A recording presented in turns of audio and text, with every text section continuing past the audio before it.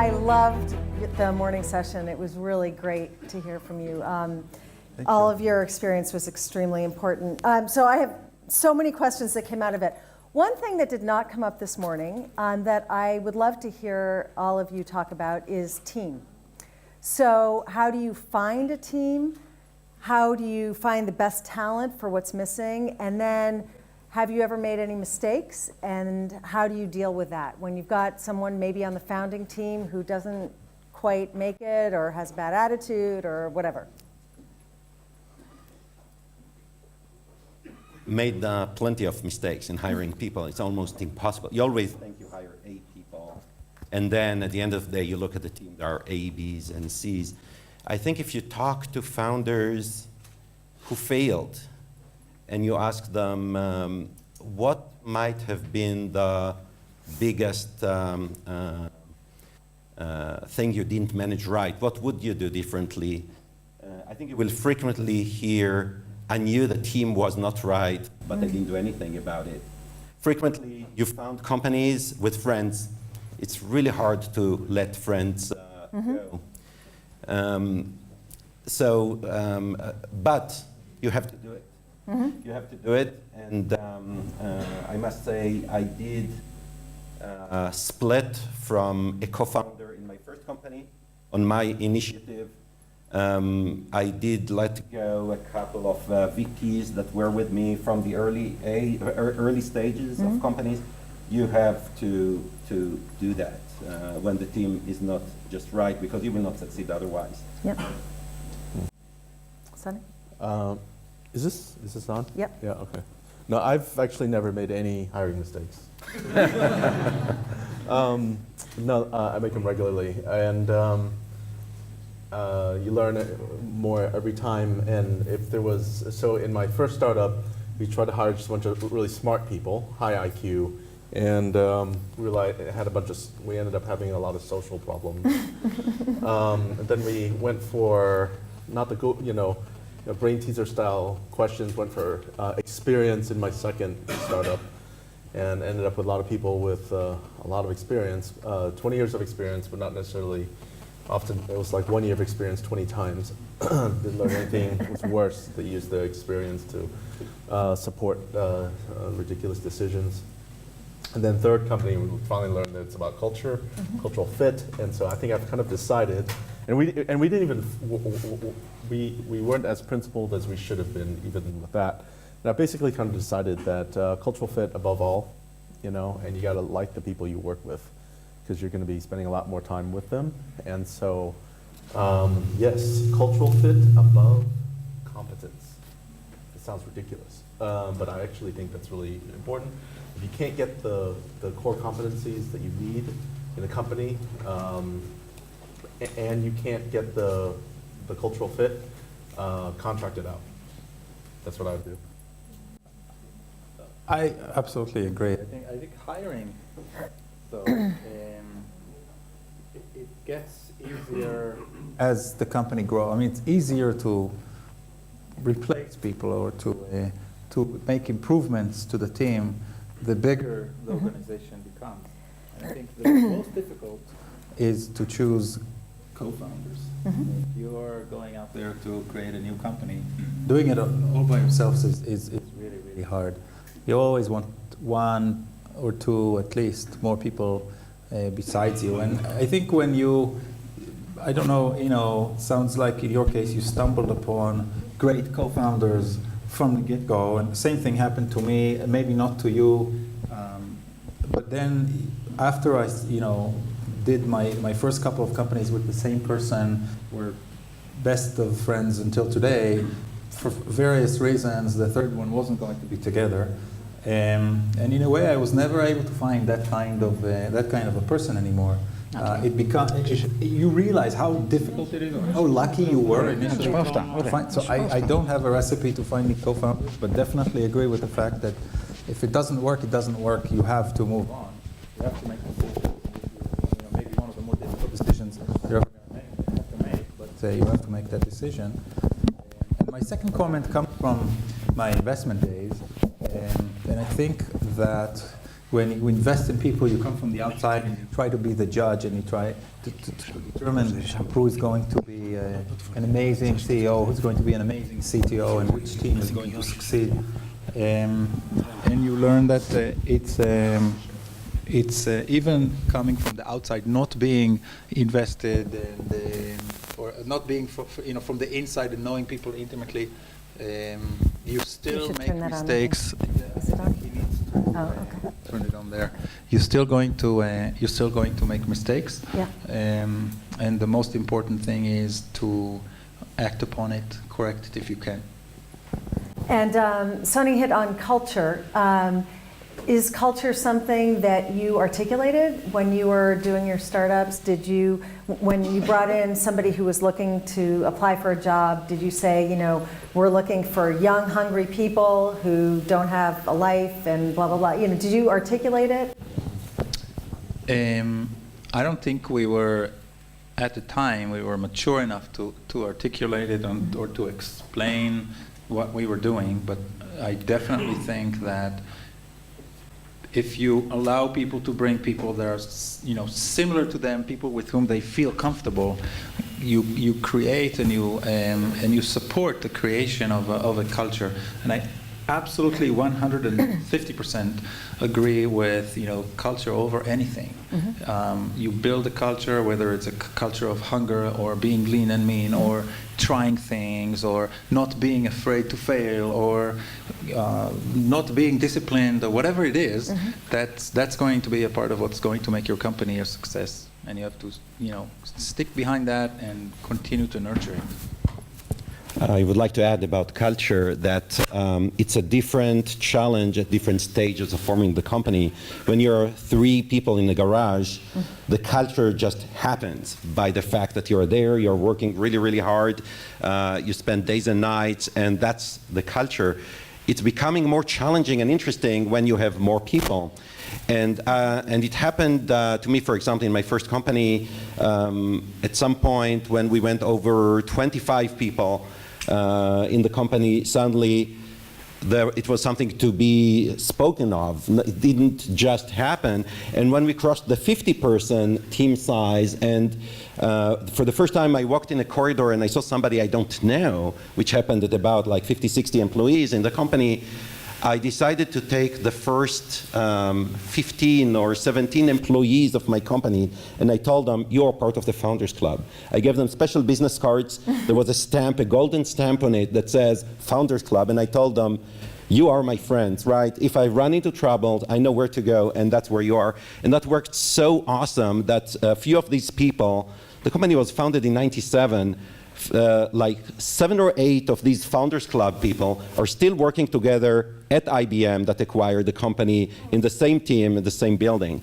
So that worked really, really well and did withstand. So think about it, think creatively. It didn't, quote unquote, cost anything. It was not a bonus. It was not a salary increase, but it made them feel really, it made them care about the business, I guess, as much as I cared about it. Sonny, anything? That sounds really cool. I'm totally going to rip off that idea. It's very true. I feel there's this question of values and company values and company culture, and I'll talk a little bit about it later today. But I find that it's very. It took us several startups before we got to a point where we could articulate, we meaning myself, and like the people that I started the company with, to articulate what we actually wanted. And I think it is actually, it really takes, it's a really an important thing to do, because what does it mean, culture? Like, what are you going to do? Not be innovative? Not be democratic? Not be consensus driven? I mean, there's a lot of things that are that seem like automatic and obvious. And I think what's important is actually to be very specific with your statements about your culture or your company values, to have very incisive values that can really drive decision making. Enron's cultural values were integrity, communication, and respect. so what are you going to do? Not respect each other? No. So, but having, so we were very specific with Misfit cultural points. Like for example, and the more, I wouldn't say the more controversial the better, but the more incisive the better. So, like one example, a couple examples we have is, one is do more with less. So whatever you do, once you're done with it, think about what is one fewer thing you can do, one fewer feature you can add that can accomplish more, always. So that we always ask that at the end of design reviews and decision-making processes. All right, what is one thing we can throw out? We had a list of 13 features, let's throw out one. So we always try to do that. Or can we do something more with an existing feature? Another one, and this is probably the most controversial and the most difficult to kind of stay true to, and in some ways the easiest to stay true to, is servant leadership. Are you prepared to serve each other? And a sense of self-sacrifice. And that was just not, not normal. Like we, but that was like a very important part of who we were. And What does that mean? Give us an example. so, like for example, some of the people who travel a lot get upgraded to business class. It's very common. This happens all the time. And if you travel with your team, the lead will often get upgraded, or we're far too cheap to buy business class tickets. Who does that? But then the most senior person would be expected to give up their seat for the most junior person. And so the senior engineering lead on hardware would give it up for the intern. And it's automatic. Like if you don't do it, it's incredibly uncool. That's very, we turned authority on its head in a sense. So that lead is there to serve the rest of the team, especially the most junior person. Those stories were powerful, and they resonate through the whole company. And people who didn't fit immediately just like, all right, I'm out of here, this is too weird. And so it was a very strong sense of culture that we developed at Misfit. And I think to the point of size, I think you kind of have only until about higher number 50 or so. And after that, the culture's on its own. Like whatever you have, that's what you have. It's like once your kid is a teenager, Yeah. it's done.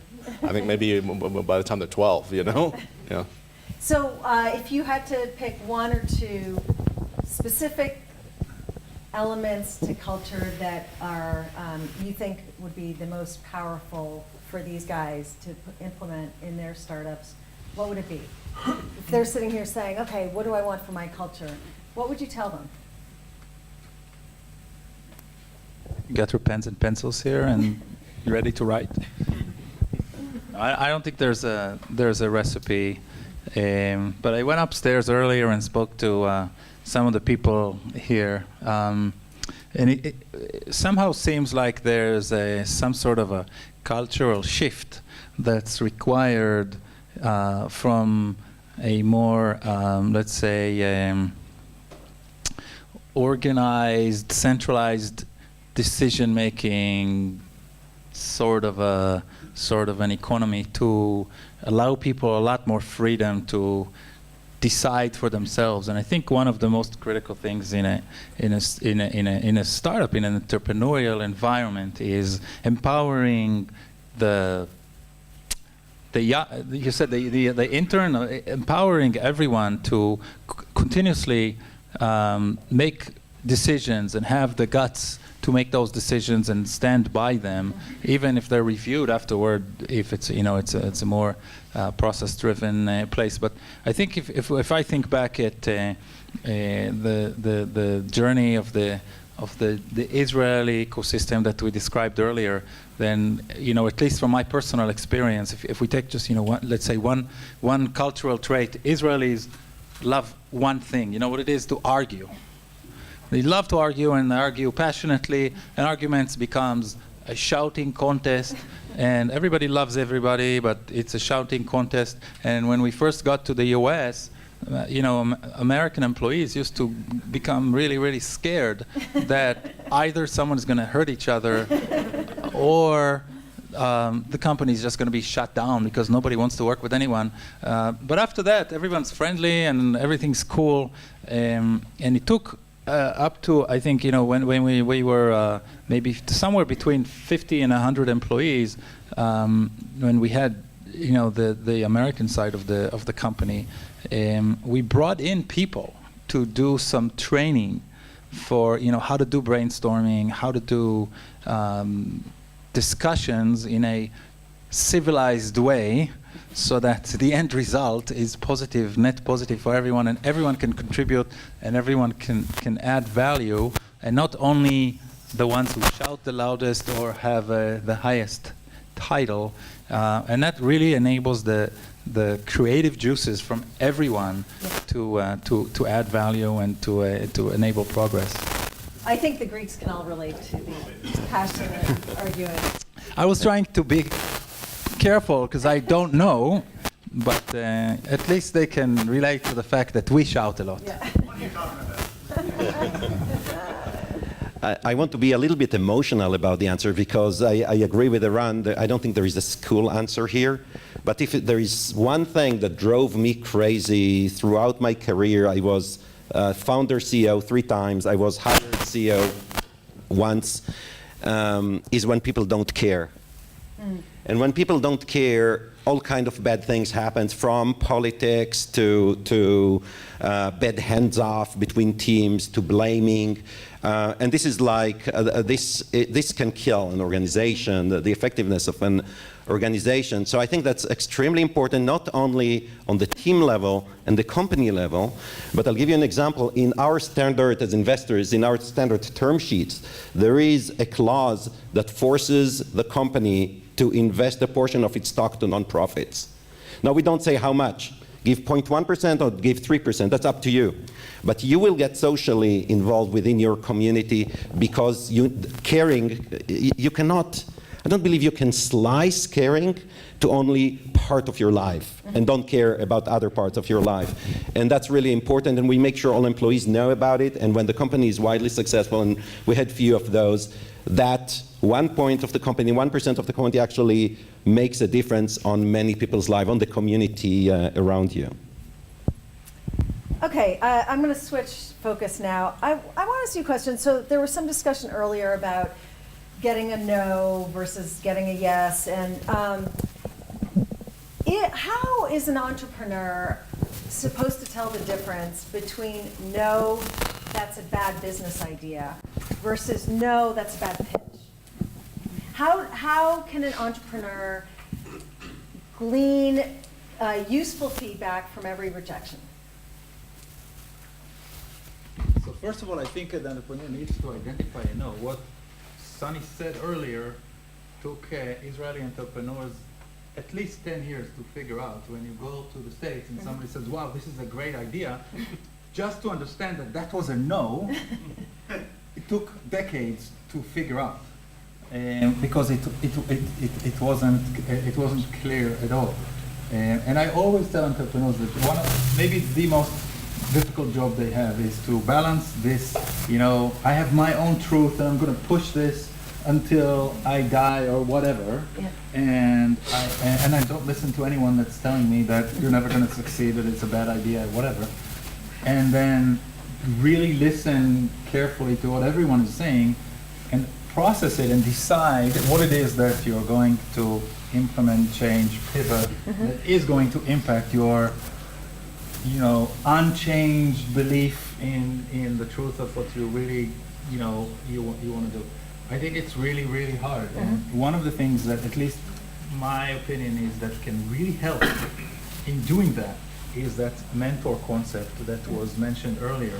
Have someone to be, like your personal shrink. You don't even talk to him always about the business model or the mechanics of something or the technology, and he will give you all the answers. He will just listen to you and see where you're struggling and push where it needs to be pushed and cause you to think again about things and just process things, but make sure you process things better. I think that's at least from my perspective, from my experience, that's really the best solution. Really involve someone that you trust that can help you with this. I would like to say that when you go out for funding and you get a no, first of all, typically it's pretty final. I raised, for my companies, about $140 million over the years, and I think only once somebody said no and then actually ended up investing. All the rest of my experiences were plenty of small rounds, large rounds, $1.5 million and $15 million rounds. It was very difficult to turn a no to a yes. The insight, though, and now I know it from the other side as I crossed into the dark side, is that VCs will almost never tell you the truth why they say no. And it's not because they're bad or dishonest. Frequently, they don't know. It just doesn't fit into what they're looking. And then they find all the reasons, and they give you all the reasons, the business model problem or the technology problem or whatever. So when you hear a no, when you're out raising money and you hear a no, first of all, hear the no. It's probably a no. Listen to the reasons. You might learn something. But really the best reaction to that, if you see it becoming consistent, is to try to change the game plan. There is something in your story that does not resonate with the investors. And you either have to change that or go, I mentioned the Ford, just build your business without investors, take down payments and finance your business that way. Maybe one more comment is Yeah. that no, I agree, it's typically final, but it's also temporary. And if you go back, at least in my opinion, you shouldn't be shy to go back if there's more progress, if things have changed in the marketplace. If you come again in 6 or 12 months, if I told you no, I may be open to completely changing my mind if there's new data that makes my no irrelevant and I should reconsider. Mm-hmm. So one thing that's come up is this idea of having a mentor, and I totally agree. I think that's hugely valuable, and for our company it was enormously valuable. These guys are operating in an environment where there aren't a ton of mentors around. I'll give you an experience I had, and at the risk of getting 200 emails. This young Greek-American kid, literally right out of college, emailed me cold and said, I want to meet you. And I was like, who the hell are you? Like, I don't know anything about you. And then he emailed again, and then he emailed again. And then randomly, he happened to mention that he had some connection to Johns Hopkins on the day that my daughter was applying early to Johns Hopkins. And I thought, wow, the stars, like, this is really weird. And he was in town, and he was going to the board meeting and was going to introduce her. And so it was like this really weird thing, and now he's become a family friend. And this guy was like dogged, just like to make a connection. How are they supposed to find people to identify who would be helpful? And then how do they approach them?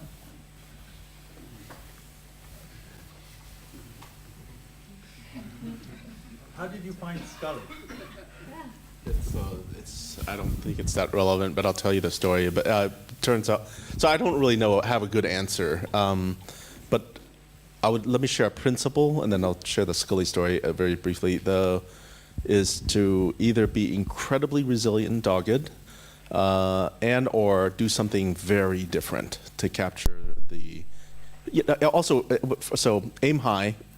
Like I want that mentor. Bang. That's it. I want it. And 2, don't take no for an answer for the first 17, 18 times.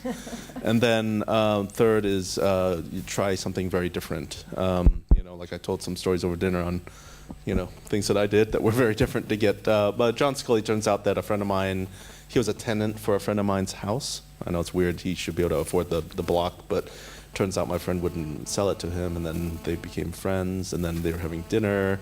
And my friend asked me if I want to have dinner with John Scully, and of course I said yes, because there's only one reason why you'd want to have dinner with John Scully if you didn't know him, right? And it's to ask him Steve Jobs questions, and which is what I did.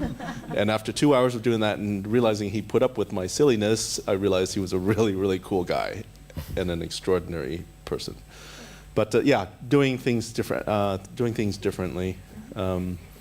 And a lot of times that that different thing is probably a personal thing, something that's very personal or individual.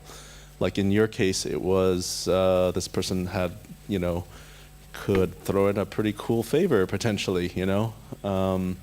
Mine was always the language trick. You know, I'm a linguist, so that seemed to work pretty well. Great. So did you want to add anything? Okay. So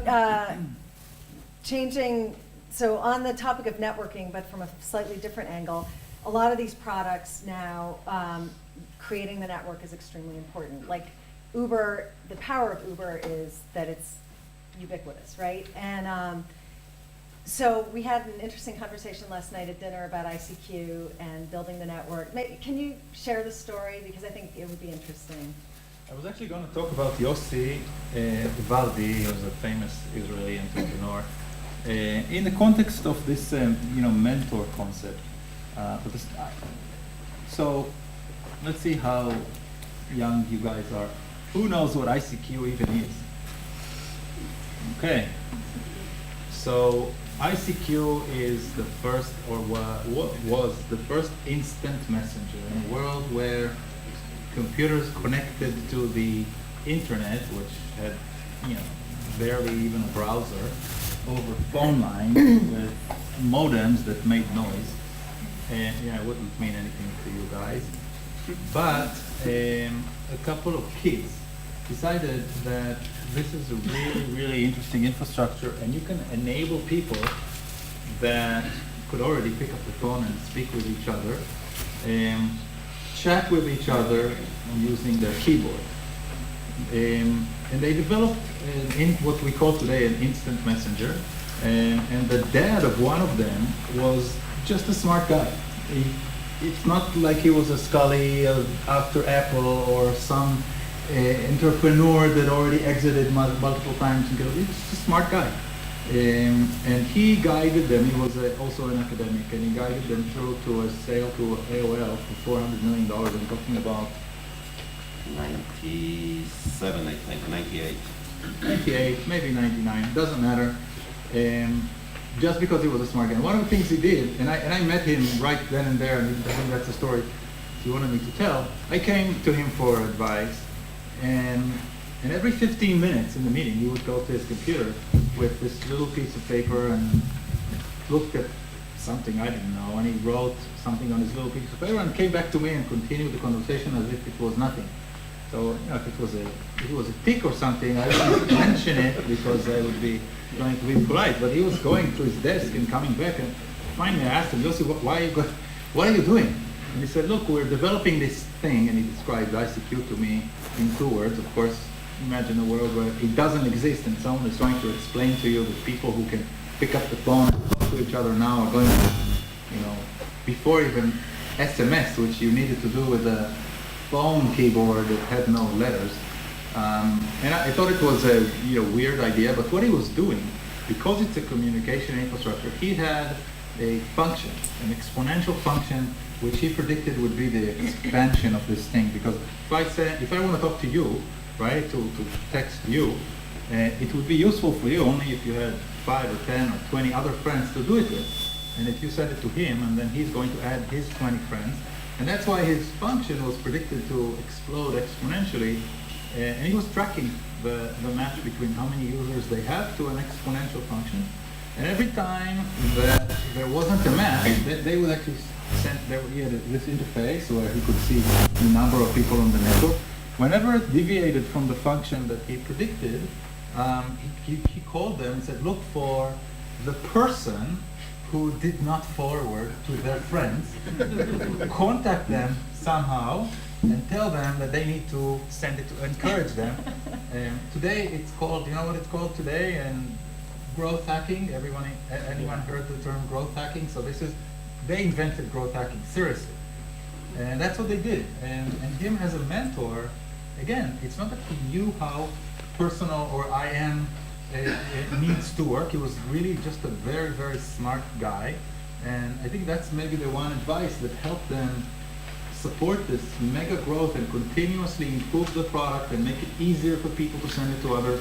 And I think what it means also that if you can find a person that's really, really smart and that you look up to, and would at least at a bare minimum, when you talk to them, would identify the places where you mumble and you don't know what you're talking about, and would force you to face that, I don't know what I'm talking about thing, and explore and go deeper and find a solution in an intelligent way.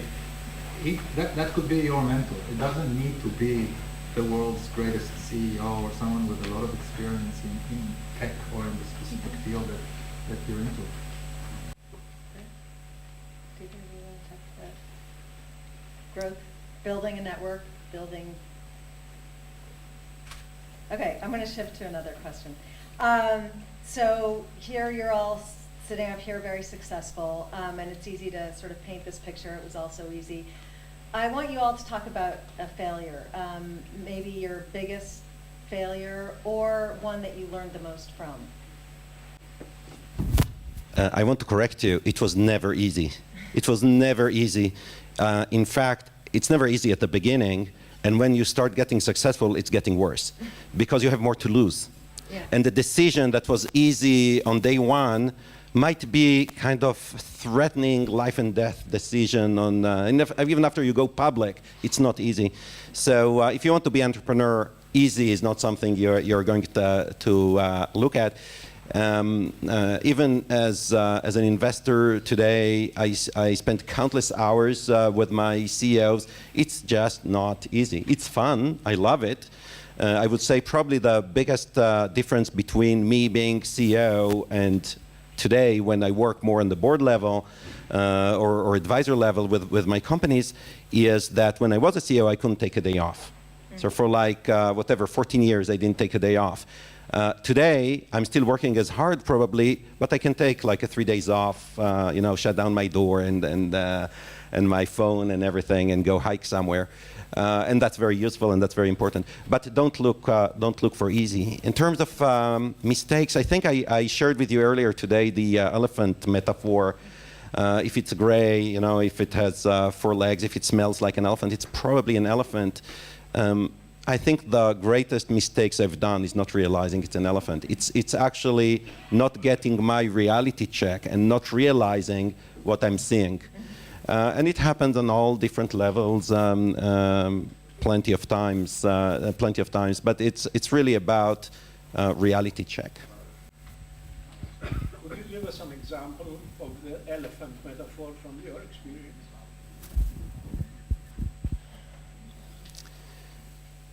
So you try to sell something to AT&T, and they're all terribly ecstatic about it. And then nothing happens.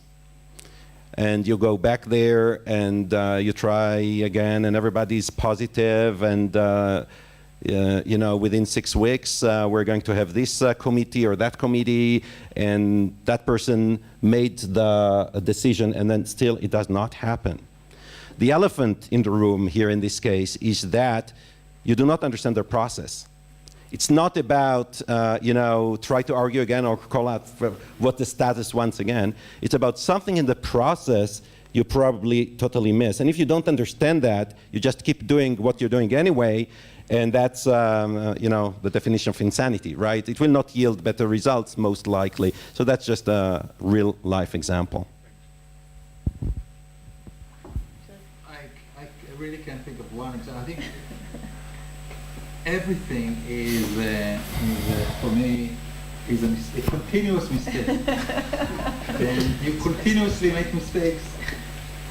Once in a while, something works out, and then you can kind of retroactively tell the story of how you planned it all, and you did it right, and it all worked out because you're a genius. I don't know if you know the book, Black Swan, and I think he nailed it. You have investors, you have entrepreneurs, you have people. Sometimes they get lucky. When they get lucky, everything they did was absolutely correct. So, maybe the biggest mistake I've ever made is not selling my second company, not selling and really going for the IPO route. And I was absolutely right, by the way. great decision after great decision, but in the year 2000, the market completely crashed, and we were, during our roadshow, one of maybe 3 companies at the time that were in the middle of their roadshow in March of 2000, and the market crashed on us. So it turned out that all of the great decisions that preceded were big mistakes, because we should have sold the company a year earlier when we had For the something opportunity. totally out of your control. So exactly. So you never know. It's all mistakes. Don't beat yourself over it. If you do something right and something works out, be thankful for a second and continue with life. I think you should try to be careful not to perceive whether you made the right decision or not in retrospect of success. Because when the stock market was going up and up and up and up and up and up from the mid-90s to the late 90s, we all seemed to be really smart. Yeah. Anything we do was a success. And guess what? We were not as smart as we thought we are. When it all crashed, we kind of became all stupid, like overnight. So I think this business requires you to have a lot of humbleness. You make the right decisions. In retrospect, there might be a rainbow, there might be a jackpot on the other side of the rainbow or not. That's pretty much out of your hand. Do the right thing, try to do the best you can. And, in retrospect, you can sit, on this couch and as you said, say how smart you were and how everything was planned. It doesn't feel that way while you're going through it. Okay, I want to ask you, founder, CEO. So a lot of times a great founder might be a great CEO for the first 6 months or 12 months during the development phase, but then when you get into the sales and marketing phase, you really need new leadership. Can you give us any thoughts on that process and how to navigate? It can be kind of tricky.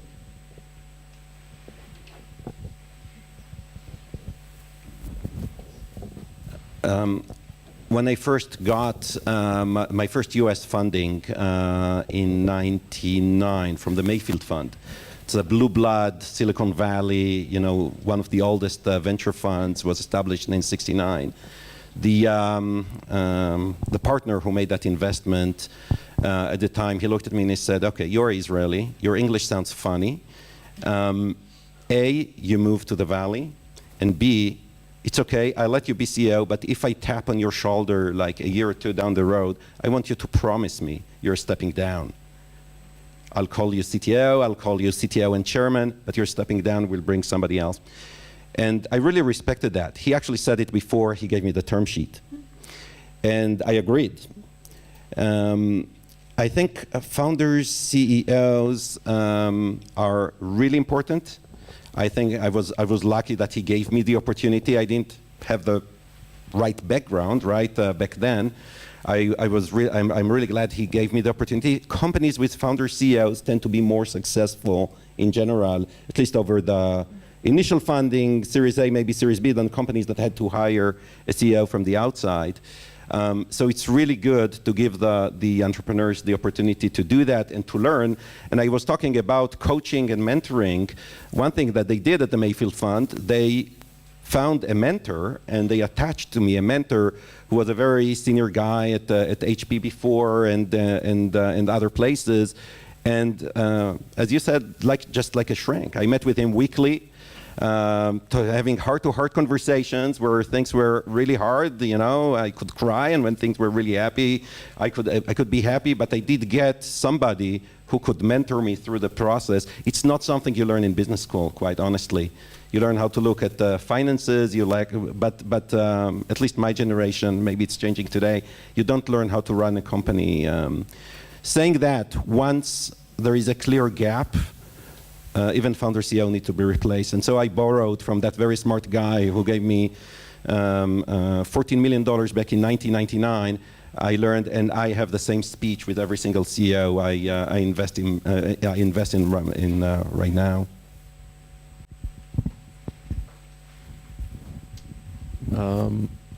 So I don't come from the investment world, so it's hard for me to comment on picking CEOs and whatnot. All I know is some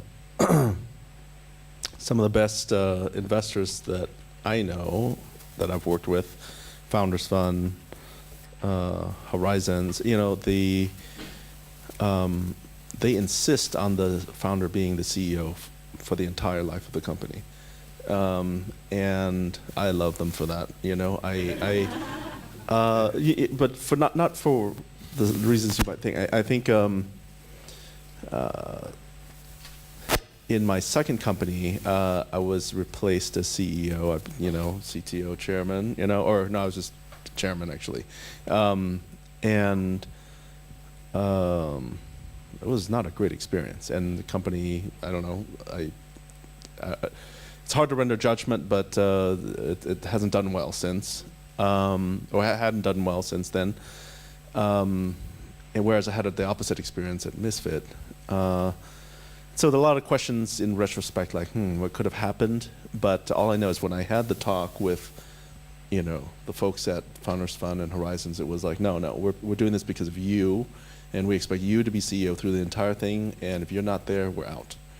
So it's a very different philosophy, you know, and they were like, we will not replace, you know, if we have to replace you, then we're out of the company. And so there are different schools of thought on this CEO founder thing. And I can totally understand why founders generally shouldn't be good CEOs, but I think I think some of the most amazing companies out there are founder CEO run. Airbnb, Uber, you know, those guys, those CEOs have grown with the company, and their passion drives the company through many, many stages, from, you know, all the way to multi-tens of billions of dollars in value. Maybe those are rare, I don't know. I'd love to hear from your experience, but I like this contrarian view that seems to have worked for these. I mean, these are tier 1 firms, so, you know. So I disagree that Horizons is a tier 1 firm, but we need to be controversial here. But it's a very sensitive topic with many different views from many different people. It's really hard changing the CEO, and after a selection process, hire right for this very sensitive role. I don't think there's any answer to how to do it right, or when to do it, or if it should be done or not. But I think at the end of the day, if you're an investor in a company, you need to continuously make decisions. I don't think you can be religious one way or the other and say, you know, we're never going to do this or we're never going to do that. Of course, when you invest in someone, it shouldn't be with the you know, even if you say what Mayfield folks told you, you're not going to invest in someone knowing that you're going to have to replace him in 2 years, but you want to know that his ego will allow him to support you, or at least to have a reasonable discussion about it if and when it makes sense. So I don't think you can be religious about it, but I think you do have to leave that as an option. Sometimes it's the right thing to do, and if you decide that you want to do it, that's you know, you can write entire books on how to try to do it and how not to try to do it. I did it myself in my second company. We hired a CEO. It was successful, in my opinion. I did it now in a startup that I invested in after Series A, before Series B, and so far so good. Of course, we never know. And at the end of the day, statistics are that, you know, you're quoting Alan Feld probably in Israel, someone that really tracks statistics. The statistics are stacked against companies that have to replace the CEO, but even him, that has all the numbers and does all the statistics, feels that in many cases, CEO replacements are done when it's already too late. It's already done when it's completely obvious that it needs to be done. It's done at a time where, you know, the replacement itself is going to be difficult. The company's already, something in the culture even was already damaged in a way. But if you continuously track things, if you have, you know, excuse my language, if you have the balls to make this kind of a decision at the right time, you might be able to to do it and to do it right. And there are success stories of replacing CEOs that were done right at the right time, with the right kind of founders, and created really big and successful companies. By the way, Waze in Israel, the biggest success, maybe not, but one of the biggest success stories ever, was sold to Google for $1 billion, did that kind of a CEO change midway, and it turned out to be extremely successful. And there are other examples. On the other hand, by the way, Checkpoint, the complete opposite. Again, one of the most successful ever success stories in Israel. Companies public, worth billions. Still the same CEO, the same founders. And you can imagine how many times new investors came in and said, we got to replace this guy. He's never going to scale. But he's still the CEO today, and he's still leading the company, and they're worth billions. So I don't think you can be religious one way or the other. Okay, before we end, I have one last question about pitches. So you guys hear pitches. I'd like to know, just from all three of you, either what's been most successful as a receiver, as a giver, or what really common mistakes that are made that, just to help these guys out. I think that the clarity of the message in the original pitch is extremely important for me, because I believe that the clarity of message, when the idea is being presented, will eventually turn into clarity of execution. Mm-hmm. So if you cannot tell me very clearly, what are you doing, who is buying it, what's the value, where the disruption is, who's going to love you and who's going to hate you if you're successful, if you cannot tell that coherent story, I don't believe you can build a company. So, I may, if I like the concept, I may send you back to do some more homework. I'll give you that feedback. I'll send you back to do more homework. I will not say no. I'll just say, do some more work and come back. But if I cannot get to the point where it's really, really clear, I would probably pass on the opportunity. So I've never, again, from the entrepreneur side, I've actually never really been successful at pitching to anybody, especially fundraising. I found that the easier way is actually getting them to pitch me to raise money. So how do you do that? I think it's around generating inbound interest. Inbound interest is far easier to win. So This is, much weaker than this. So I think it's around I don't know, scarcity of information, competing deal situations, that kind of thing. Because I mean, the chances are like astronomically low. Like if you realize how many pitches VCs get, it's like I was just talking to two friends. Both general partners, one at Founders Fund, one at Kleiner, and apparently they only do 2 investments a year, and they were here around like over 1,000. 2. That's it, man. Right, and that sounds it's probably about right. Those are the numbers, yeah. So so the chances of my you experience. succeeding in a pitch, practically zero, vanishingly zero. Yeah. I think one of the interesting things I learned my first year as a VC is that the job is to be really good at saying no. It's because I think overall what we learn in our lifetime, in our career is I think is to be humble. And you don't have all the answers, and whatever you can do is the best you can do at a particular moment. And as we said earlier, only in retrospect, you're going to know if the decisions were the right ones.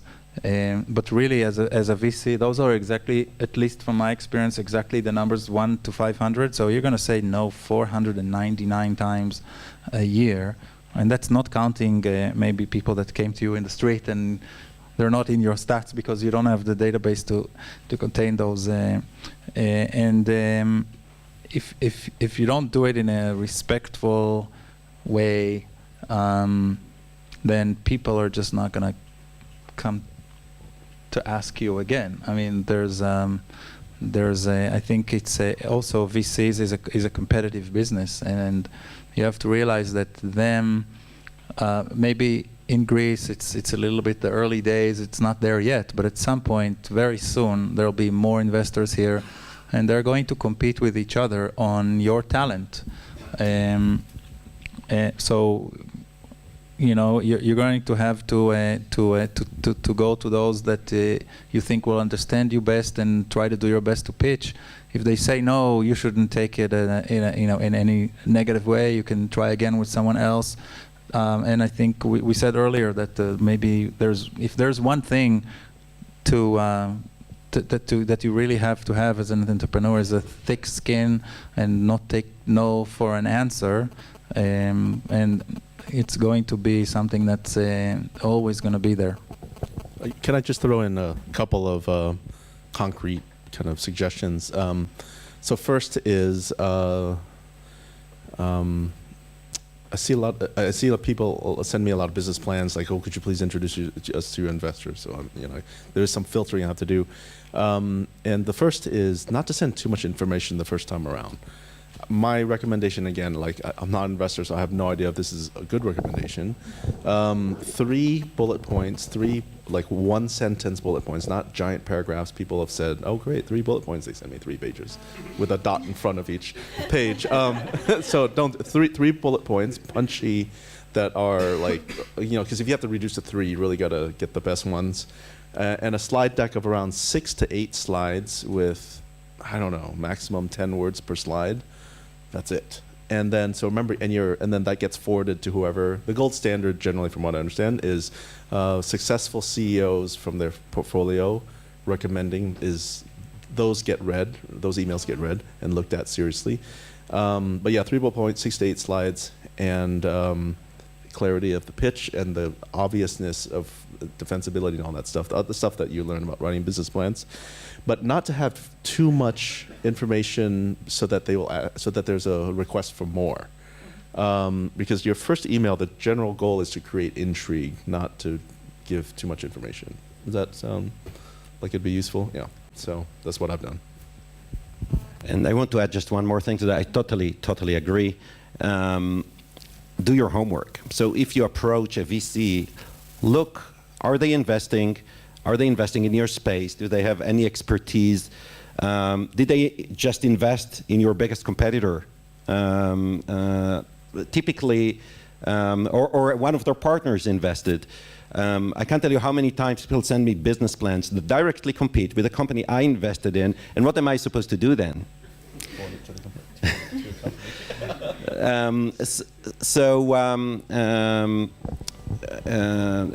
Just do your homework. It will save you a lot of time, and it will increase by much your chances of success. Thank you so much. It was great to hear you. Thank you.